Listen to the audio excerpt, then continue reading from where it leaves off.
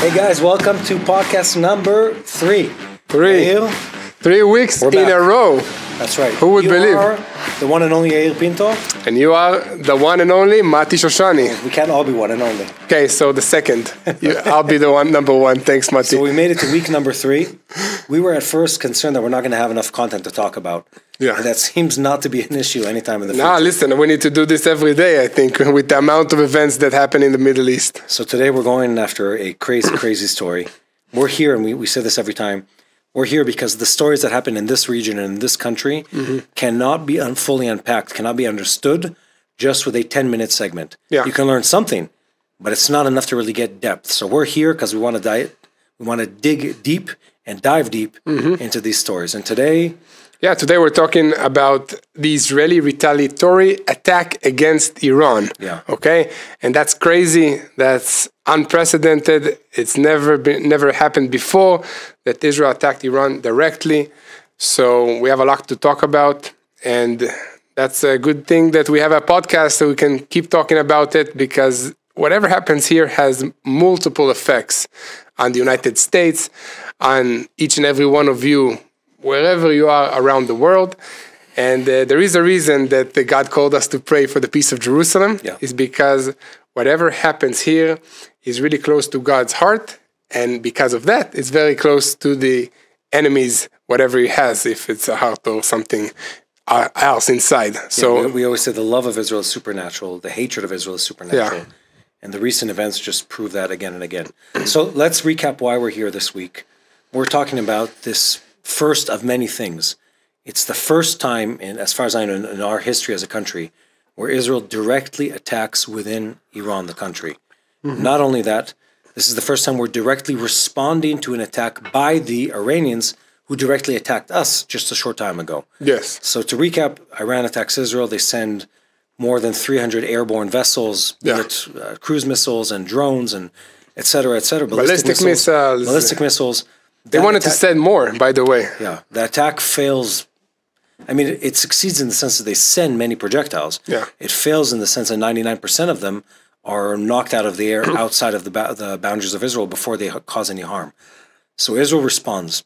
And this happened just recently. This happened on April 19th. It responded in the first of many things. The first time we ever attacked in that country. The first time we directly hit a target. The first time it's known that we're the ones who did it. Yes. Yeah. So what happened there? What do we know about that? Okay, so basically Israel launched a strategic, precise attack that hit the heart of Iran. Okay, that's very interesting, because that sends a very clear message to the Ayatollah regime that Israel has the technology, has the ability to reach them in the heart of their country. And Iran is a huge country. It's not like Israel that's tiny. You can drive from one side to the other in less than an hour. This is a huge country, and our ability to attack a strategic location in the heart of Iran, and Isfahan is a region that has nuclear facilities, and we were able to hit a structure that its sole purpose is to defend that facility and that military site against aerial attacks. So it's not just we can reach you wherever we want, it's also we can penetrate your aerial defense systems, and we can do this whenever we want, at whatever capacity we want. And we did it after they were on their highest alert ever, after they attacked us and after we threatened to attack back.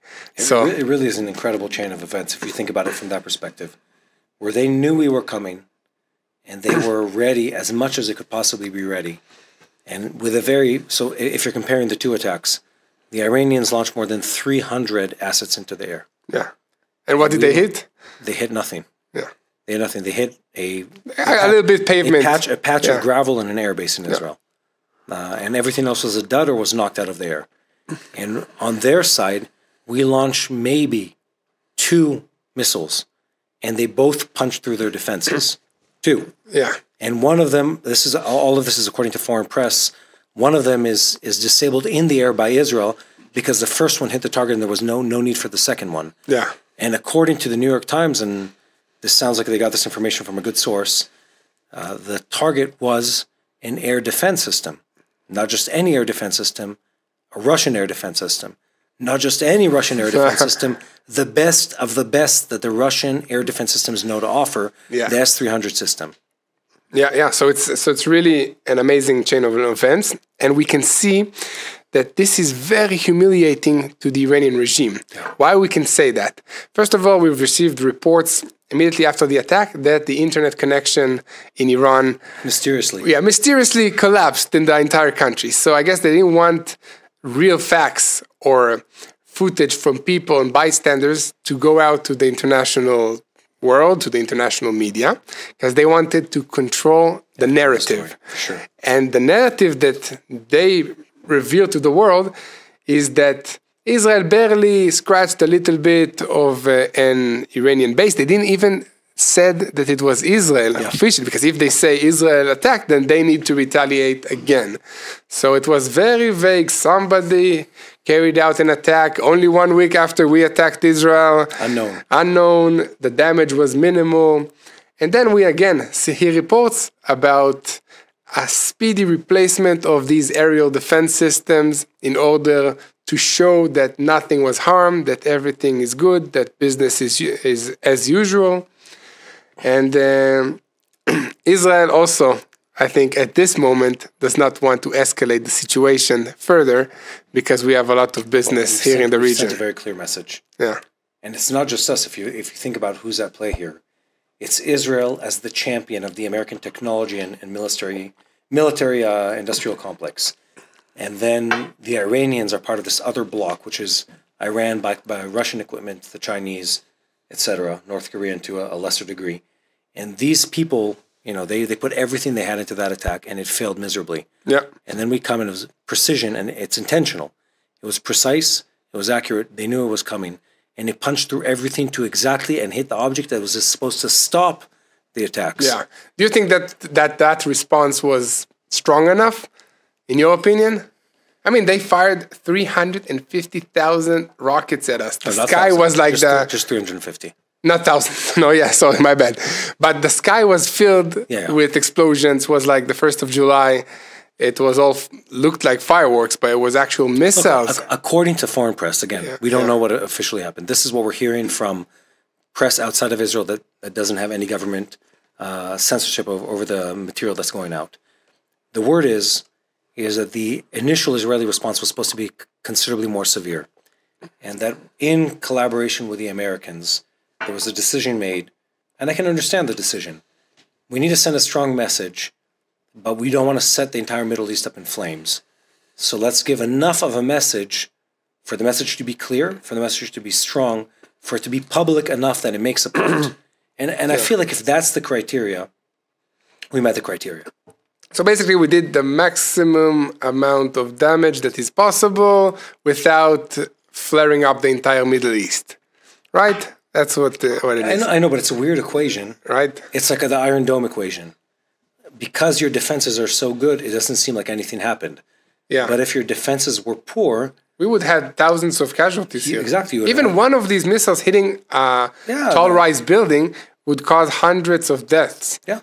And it's like, I always feel like because we have this advanced anti-rocket defense systems, like we need to feel sorry for not having as much casualties as the other side for anything that we do to them. You have to show restraint. Yeah. Because you're technologically superior to them.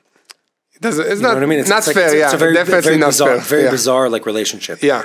Because you're so good at what you do, you have to let them sort of take punches at you and not respond. Yeah, it's like the only way we can respond if we have actual casualties in our country. Yeah. So let's zoom out for a second. Yeah. Who's playing this game? So you have Israel on one side, Israel and Iran. Well, those are the two sides. Yeah. So who's on the side of Israel? We have an international or a regional alliance. You know, you have the Gulf countries with you. You have the Jordanians. You have the Egyptians, and several other countries who will remain unnamed. Yes, Sunni countries. Who are not friends of the Iranians. Yeah. And behind all of those is a Western alliance led by the U.S. So U.S., France, Britain, all the G7 nations. All the countries that are opposed to Iran. Yeah. They back this technologically. Mm-hmm. They back this with military might. They back it with military and diplomatic clout, and making it very clear that you're not able or you should not respond. That's one side. Other side of this equation are the Iranians. Yeah. And the Iranians represent what we would call, and I think anyone should call, the axis of evil. Yeah. The axis. So it's the powers of the Iranians, the Russians, the Chinese, the North Koreans. And they're opposed to everything that is the other guy. It's not purely ideological. There is no political clear plan. Yeah. They're opposed to us because they're opposed to us. And when you frame these two powers together, we're in a very unique place. In a very unique place where for the first time, and I can't emphasize this enough, we're taking blows in the open. It isn't through a third party. It isn't in a different country. It isn't out at sea. There's no plausible deniability. It's us versus them directly. Yeah. You know, that's not through Hezbollah or not through the Houthis or not through Palestinian Islamic Jihad or something like that. And you have to imagine that, and I love having these mind games. What's happening in the back room when they're briefing towards this event? Mm-hmm. They're running out all the scenarios that they can. Some are on a computer, some are having like in a high-level discussion of who's going to do what, and what's the response going to be. And you play out the decision tree to the point of like, well, this is what we know for now. We have to make a decision. And someone thought about it, and I love what is the word I'm looking for? I love the theater of what happened.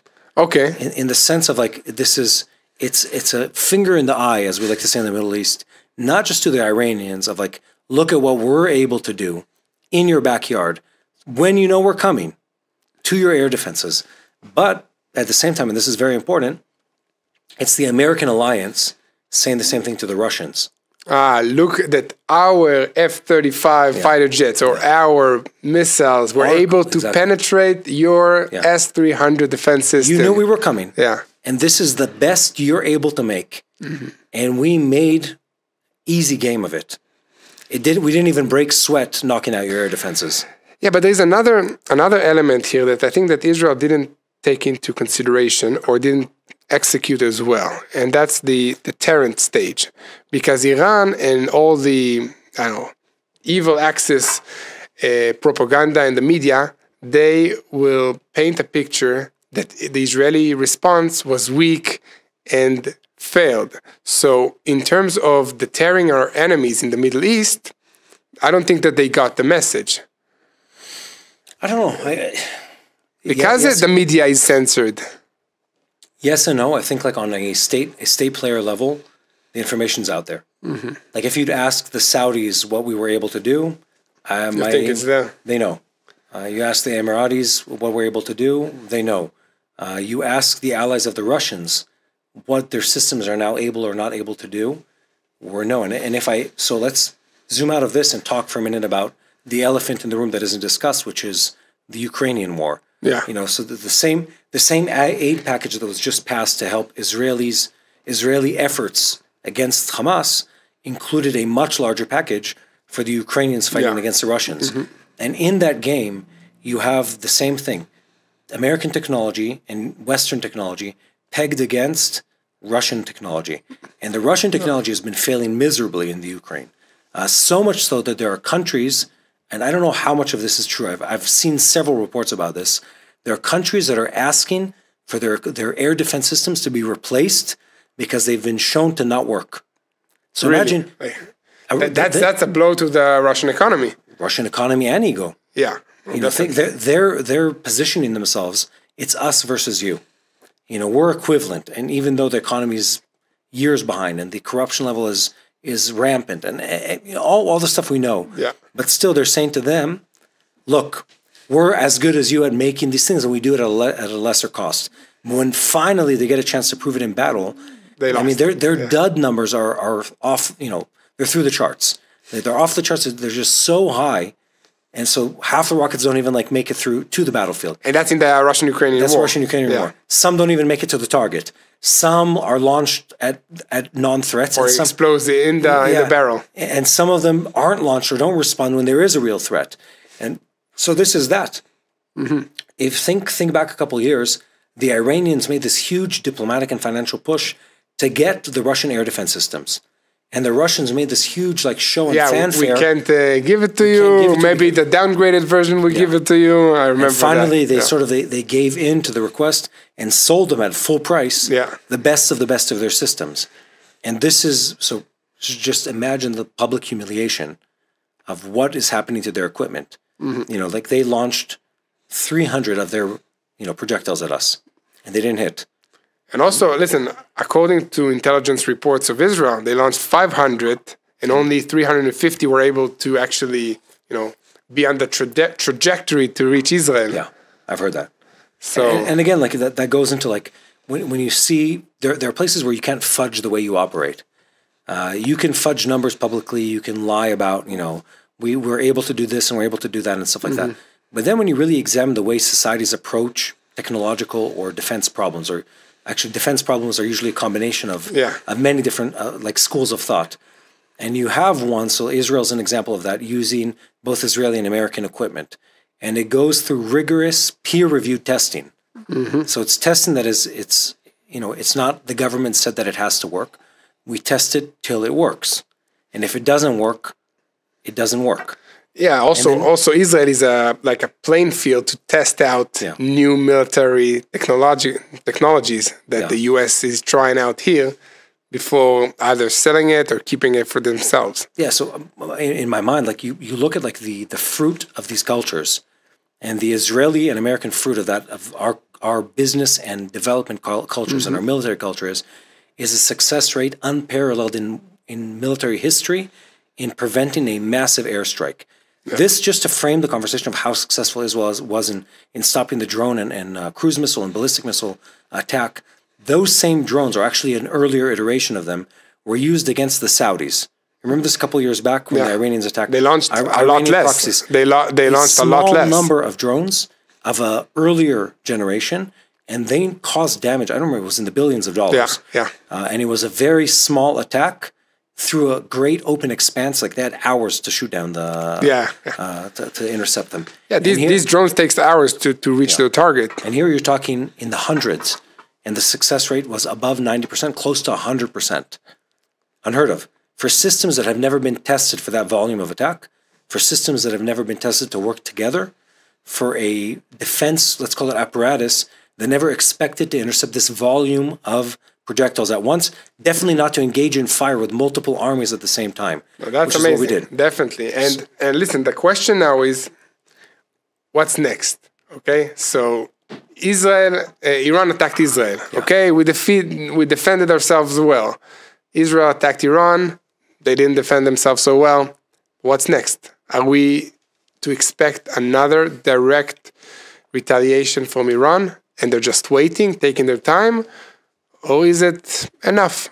And we should go back to fighting their proxies, Hezbollah, the Houthis, Islamic Jihad. Maybe they will reinforce Hamas a little more in Rafah now. I mean, what's next on the plate for Israel? My expectation is what was is what will be. We're going to see more of another cycle. More of the same. More of the same. Let's play out the scenario. The Iranian government is what we call a non-rational player in diplomacy or in international relations. Their goals aren't the well-being of their people.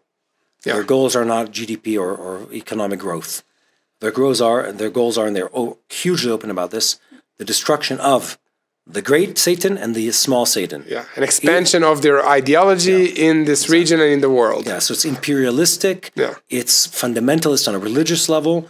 It's highly sacrificial economically, financially, manpower, human growth, everything. They're willing to put a lot at stake for this. Yeah. A lot. Yeah. And they say openly, our goal, our existence is geared towards this. Here's where we're going. Here's what we're planning. This is what we're going to do. Why would they stop? So they had a setback. But it's not like they're going to have an internal discussion now that's going to say, look, guys. Let's do peace. Hold on, everyone. We've thought about this. I think we were wrong. Now we love Israel.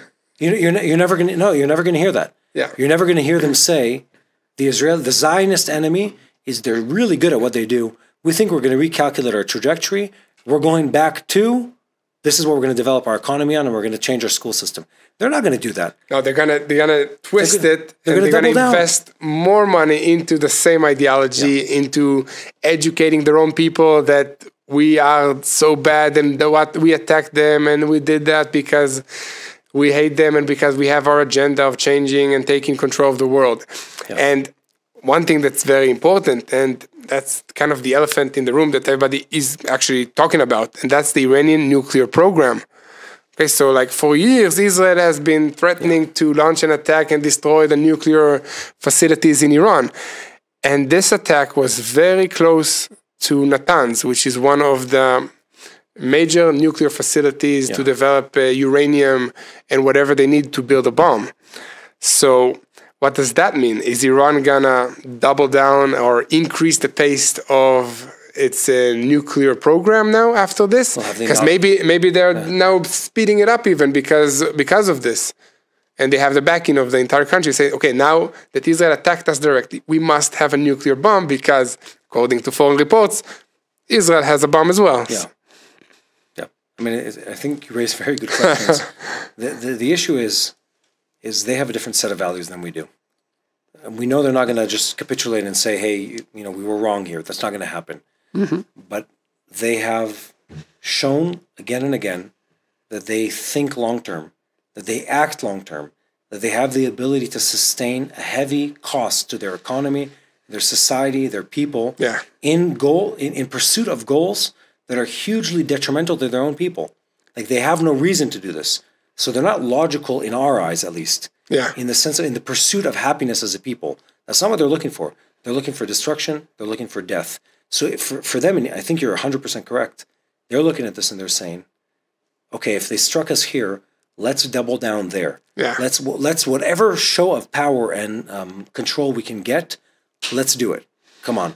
So, and we know they've been like on a race to uranium enrichment. Yes. We know they've been developing the missile program. Yeah, and we know they've been diversifying their nuclear portfolio in the fact that they've been spreading out the technology in the R&D centers throughout the country in underground bunkers to make it almost impossible for us to attack one of them. Yeah, they put each piece in a different location so we cannot destroy the whole program at once. So, all those are given. They've already shown they I don't want to say they don't care about international sanctions because it obviously hurts them, but they don't care about it enough to change their policy. Yeah. And I think they've made it very, very clear.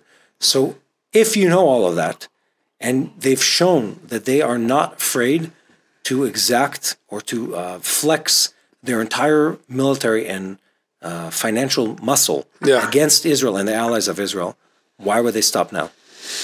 Well, it's doesn't seem so optimistic, but I guess that it is. It's just reality, It's like I know. So where are they going? So the question now is, okay, so if we know and we know that that's what they're going to do because they're not going to change their colors. Yeah. Then what should Israel do now in order to combat that? If international sanctions will not work, they will only maybe slow them down a little bit. So I guess either Israel should, and that's like kind of my idea of this, should be already prepared with plans to strike these nuclear facilities, should double down on its undercover secret agent operations in Iran against the scientists, which we've been doing, but like on even a higher level. And in order for that to succeed, we need also the international community to unite with us and to be on our side in this war against nuclear power, Iran. Well, here's what we know. We know that Israel and many of the allies of Israel, the United States, the UK, other countries, have actively been slowing down the Iranian nuclear program. And we've been doing so for over 10 years. And if you ask probably someone who's actually on the inside on a lot of this information, we'd probably find out it's been a lifetime since they've started. So we've seen that. If you go back to, let's look at a separate example, the Iraqi nuclear facility. Yeah. Israel did everything in its power back in the day to prevent them from reaching nuclear capability. And we started with pressuring the French government, I believe, who was building them a nuclear reactor. Then we sabotaged the nuclear, whatever it was, the core. With an aerial strike. No, this is beforehand. Inside France before it made it to Iraq. Then eventually when we couldn't sabotage, when we couldn't stop it, we actually flew a bombing mission against the nuclear facility in Iraq. A long story. And so we went through the motions of doing everything you can. And with the Iranians, we've done the same. According to what we've heard over the years, we've done everything from planting malware in their operating systems for the cyber attacks, from physically sabotaging their devices, from assassinating anyone we can get our hands on that's in any kind of managerial position. And we haven't done that alone. We've done it with allies throughout the time. No, of course, I don't think you can do that alone. And also, we stole their like nuclear archives and facility, and that was a show of our ability to reach deep within the Islamic Republic of Iran. Yes, so you know all of that, and you know we've done a lot to slow them down. We've done everything we can to slow them down to this point. I'm sure the nuclear option, or the, let's call it, I'm using the wrong phrase, the option of you going on an all-out attack has been on the table for a long time. We've heard in Israeli press for years, it's been even in our defense budget, that a lot of money and resources were allocated towards a counterstrike on the Iranians, or a preemptive strike against the Iranians. So whatever capabilities we needed to develop, they're probably there to the extent that Israel can develop them. Whatever conversation needed to happen between Israel and the US, it's already happened. Now it's a question of, like, you have to have a cost-benefit analysis of what is it going to cost me to do this? And what is it going to cost me to do this now or to wait? And I think that also the problem with Israel being such a small country with a small military is that we don't have the ability to fight multiple fronts at the same time, at the same intensity. Okay? So we can defend ourselves against multiple fronts, and we've shown it on multiple occasions since the establishment of Israel. But in order to finish Hamas in Rafah, we need to focus against Hamas in Rafah. And in order to finish Hezbollah in Lebanon, we need to focus against Hezbollah in Lebanon. So we need to focus our attention against one enemy at a time. So, you know, to your point, the golden triangle in project management. So you have time, resources, quality. The heads of the state of Israel, the heads of the state of any government that's cooperating with us, you're always in the tension of limited resources. You can only give so much attention over so much time to a problem. So what Israel is doing and has been doing for a while is we can't give all our resources to solving the Iranian problem. But if we have time, you can plan accurately and execute accurately, which we've done time and time again. And with time and limited resources, you can get to good quality.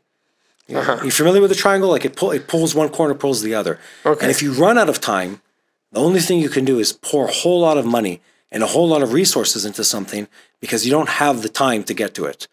And that's where the nuclear option, so to speak, it's a pun intended, comes to the table. Of like, you use everything in your arsenal and all your manpower and take the very, very large risk of going to a full-out war and bombing mission deep in enemy land without the option of extracting your pilots, without the option of, you know, of any kind of aid whatsoever on the ground. It's a huge risk. And I would imagine I would make the same decision. When that risk level is on the table, you stall as long as you can until it becomes too late to stall, and then you take the risk. Listen, there's also another option that just came to mind, and that's the Iranian people do not support the Iranian regime, not all of them. There is like a big movement of resistance within the Islamic Republic of Iran. And maybe that's the option that Israel and the West should invest the efforts in order to support these key personnel inside the Iranian regime to topple down the government from within. We've tried.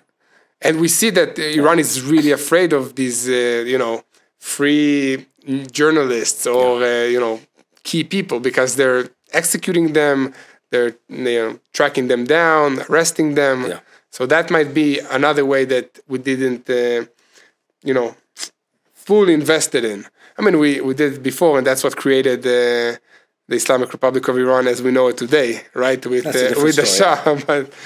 But maybe that's the way to go at that. And Iran is doing the same thing with investing money and propaganda attempts in Western universities, 100%. With gathering support against Israel, creating a picture that Israel are the bad guys and Hamas, a terrorist organization, are the good guys.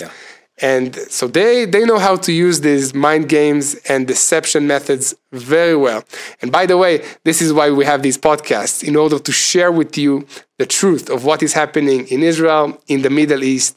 So if you like what you hear and you want to learn more about what is truly happening in this region, please subscribe, share with your friends, comment, ask us on topics and questions that you want us to discuss, and we will talk about it right here with Mati Shoshani, the second and only. Just kidding. So no, back to the Iranians. I mean, yes, I agree with that completely. The Iranians, and by extension, all dictatorships, are as sensitive or more sensitive to their public perception than democracies are. Because in reality, once their people figure out what a lousy deal they receive, they always want out. Yeah. So they constantly try to keep the lid on top of any resistance, and they do it violently, and they do it with incredible with fear, with speed and incredible violence and brutality. And at the same time, they heavily fund counterintelligence. And counterintelligence, not in like the classical like fake news counterintelligence, you mean? To a much more complex degree. It's not that they just spread pamphlets, from an airplane that says, like we are winning, we're winning or something like that. It's much more complex. It's funding universities in the U.S.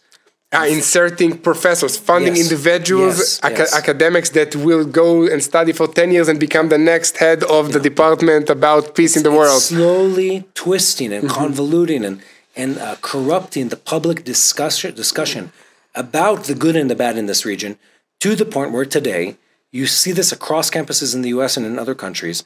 People are afraid to speak against fundamental Islam. Yes, they're afraid to speak against it. Universities, the ivory towers of the world were supposed to have, the freedom of speech. They're supposed to be the ones who would speak out against good and against evil and for good, and be the ones who would indicate, like, this is clear, these are the facts, to set the tone. They're afraid to speak against fundamental Islam. They're afraid to point and say, clearly, evidently, without a shadow of doubt, this is evil, and we need to stand against it. And now you're at the point where it's become fashionable to be anti-Semitic, openly anti-Semitic in campuses across the U.S. And you'll see this again and again. Superstars, movie stars, wear pins supporting murder, supporting lynch that took place not far from where we sit now in Israel, against Israelis, against families. It's crazy how good becomes bad and bad becomes good. They're clever. Funded by the universities and taught there. Well, funded by countries. By the dictatorships. Yeah. Funded by the dictatorships. They're very, very sensitive, despite their projection of power and lack of fear of critique and stuff like that. Dictatorships and non-democracies are terrified of any kind of public criticism. Yeah. They're terribly aware of their public persona, how they come across, both to their people and outside of the country, which is why they meticulously craft this image of power. That's why Putin rides on, on a bear. He rides on top of a horse without a shirt on, because they need to project power constantly, because they're always afraid of criticism. And the Iranians are exactly the same. And many others do the same thing. I don't think I will see Khamenei riding on a horse with his shirt off anytime soon. No, but they do have to, even if they're sick, even if they're weak. They need to show They have to show health and vitality, because they're always afraid of internal and external pressures. By the way, we didn't say that, but Israel attacked Iran on Khamenei's 85th birthday. I didn't know that. So Israel actually knows and understands the importance of image, symbolism to these totalitarian regimes. We talked about this last time.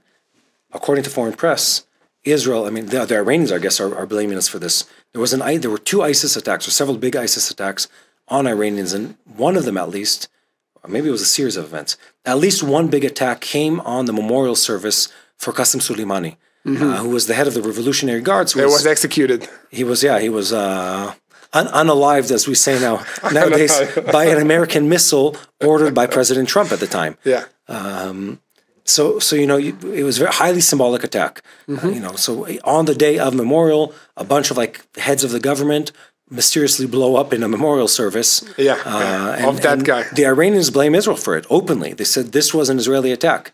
This wasn't ISIS. It was some random, not random, some very niche specific ISIS branch of a country most people wouldn't be able to find on a map.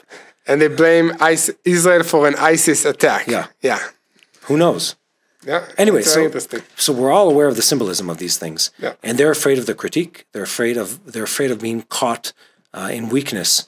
And they put a lot of effort into diverting the conversation against Israel, a lot of effort into bringing unclarity making things gray instead of black and white over what is good and what is bad. And they've been successful in it. And the demonstrations we see around the world against Israel are testament to that. And that's not to say that Israel is perfect. We're not. And we make mistakes, but we're also... Definitely not perfect. We're usually quick to admit our mistakes and to repent for them. Well, we don't have time not to learn from mistakes because we do not have the luxury of affording to lose any war. Against Hamas, against Hezbollah, it doesn't matter. And just, I think, to sum up all of this weirdness that is going on around the world, it's pretty biblical, right? That good will be bad, bad will be good. There will not be a clear distinction between what is right is wrong. 100%. Everything becomes gray. And when everything becomes gray and you don't know which way to go, that's where the enemy can really control the minds of the next generation, of the public opinion, of what is truth, what is wrong. So I think it's important to bring everybody back to the fact that there is a right thing to do, there is a wrong thing to do. Sometimes it's very hard to understand it, but it still exists, and we need to understand. And there are things that just come natural, like murdering civilians, children, babies, like what happened in the Gaza Strip when Hamas terrorists attacked Israel. That's bad. It's plain out bad, and it's okay to say it.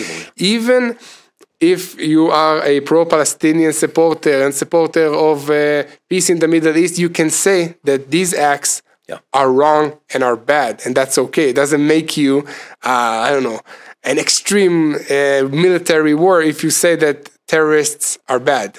I mean, it's okay to say that. And sadly, this is not the case on most platforms these days. Well, we're sliding into like the philosophical, and I think it is important to address it. It's not easy. It's human nature to try to find logic in things, and when you can't find the logic, you often try to just to simplify the story. It's or good or bad, or there is no good or bad. There is a reason because something happened before. Or you don't have time to deal excuses with it. That you blame your ancestors. But the reality is the times we're living in. You could look at this from, if you read scripture, you can find a lot. A lot in the events that are taking place right now. But we know a couple things that are repetitive and are clear throughout history. And the things we know is that the bad times are clarifying moments of separation between good and evil. And there's separation between the people who follow God and who are opposed to God and his plan. And by extension in Israel, God and his people, the people in this land. So we have a unique opportunity, and I don't say this, this is not tongue-in-cheek, I mean this completely. We have a unique moment of clarity in history, where the evil is so evil that you have to be blind to not see it. And then there are still those who can't see it. And that blindness is indicative. It shows testament to the moral ambiguity that exists in their hearts. You know what I mean? And I'll say this differently. You're talking about like the showing empathy. If you can look at the events of October 7th and not have sympathy, not cry internally or externally for the pain that Jewish families experienced, there is something deeply broken within you. You need to have empathy. And the opposite of that exists too. If you're an Israeli fighting at the war in the Gaza Strip, and you don't cry for children that are hurt in the war, there's something broken within you. So good and evil, they need to awaken within us an ability to show empathy at a deep level to any individual hurt. But at the same time, it's a unique opportunity for moral and historical clarity. We're now fighting a war that isn't just about what the stated value or the stated reason is. This is about values. It's about the perception of good and evil in the world. It's about the question of who is following God and who isn't. We're saying we're on a godly mission. They're saying they're on a godly mission too. Let's not be confused here. So it's this unique moment of clarity. There's a saying I love, and I'm gonna ruin it now. We say in Hebrew, "Ma shelo horeg mechashel." What doesn't kill you makes you stronger. But there's a more expanded version in English that says is that the hard times make strong men. Are you familiar with this? Yeah, I think you told me that. Yeah, and the strong men create good times, and the good times create weak men, and the weak men bring around hard times. And we're living in that. We had too much of a good time, And now we got, drop kick to the face. And the drop kick was, now we're in the hard times. And the hard times bring clarity, and they bring an opportunity for growth that is unique in our lives. And if we're blind to that, we're going to miss on the opportunity. Definitely. Yeah. So I think this is a good time really to remind all of you that watch us, listen to us, to really pray and understand on which side you're on. This is not the time to be in the middle and not to care about what's going on and say, this is happening in Israel, in the Middle East. It will not come to me. Look at your universities, look at your campuses, look at the demonstrations in your streets, and make a decision on which side you're on. Also, on a spiritual note and a biblical note, God wants us to be hot or cold. Do not be in the middle. Okay, so please take a deep look in your hearts, pray, and make a decision. Yeah, I 100% agree. I want to say this to our viewers. We think this is just entertainment, but it isn't. We need you. If you resound with anything you've heard today or on a lot of the content we create, we need you to share this. We need you to subscribe. We need to make sure that this message gets out to other people around the world. And you might think, well, what can I do? How significant is it? It is. If you're listening to this on the Apple Podcast Store, take the podcast, copy the link, send it to 2 friends. If you're watching it on video, do the same thing. Subscribe, hit the little bell icon to make sure you hear and watch this first, and it makes a difference. It makes a difference for you personally, and it'll make a difference for other people too. Yeah, well, I think this was very, very interesting, Matti. It is. We're going to do more of these, Yeah, we're going to do one next week. Awesome. So, thank you very much. Thank you, everybody, for joining us. And keep praying for the peace of Jerusalem. Hello, this is Matti here in Jerusalem with TBN Israel. This is Yair Pinto from TBN Israel here in Jerusalem. TBN Israel is keeping viewers informed with Israel-focused news, culture, and what God is doing in this land. Support TBN Israel today online at tbn.org/Israel. Thank you.